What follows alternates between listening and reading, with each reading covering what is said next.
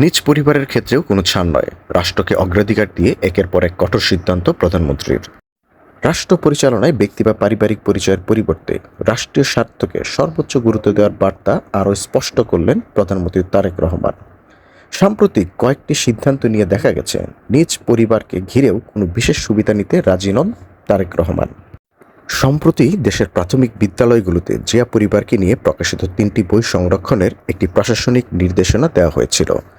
বইগুলো ছিল প্রেসিডেন্ট জিয়ার রাজনৈতিক জীবনী, বেগম খালেদা জিয়ার জীবন ও সংগ্রাম, সবার আগে বাংলাদেশ।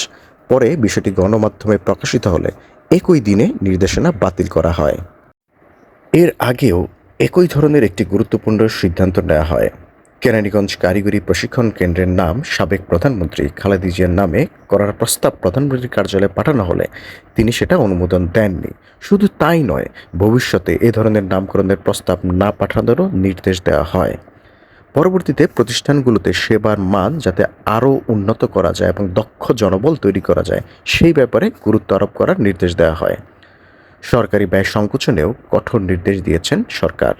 চট্টগ্রাম ও রাজশাহী সিটি কর্পোরেশনের কর্মকর্তাদের বিদেশ সফরের একাধিক প্রস্তাব অনুমোদন পায়নি।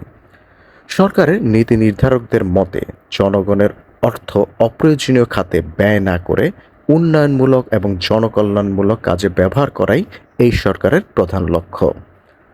সংশ্লিষ্ট সূত্রগুলোর ভাষ্য, প্রধানমন্ত্রী তারেক রহমান এমন একটি প্রশাসনিক সংস্কৃতি গড়ে তুলতে চান যেখানে ব্যক্তি, পরিবার বা রাজনৈতিক পরিচয়ের চেয়ে রাষ্ট্রীয় দায়িত্ব, সুশাসন এবং জনস্বার্থই হবে সবচেয়ে গুরুত্বপূর্ণ বিষয়। রাজনৈতিক বিশ্লেষকদের মতে বাংলাদেশের রাজনীতিতে দীর্ঘদিন ধরে ব্যক্তি ও পারিবারিক কেন্দ্রিক সংস্কৃতি নিয়ে যে সমালোচনা রয়েছে, তার বিপরীতে নিজের পরিবারের ক্ষেত্রেও বিশেষ সুবিধা না নেয়ার এই যে একটা অবস্থান, এটি একটি গুরুত্বপূর্ণ রাজনৈতিক বার্তা হিসেবে বিবেচিত হতে পারে।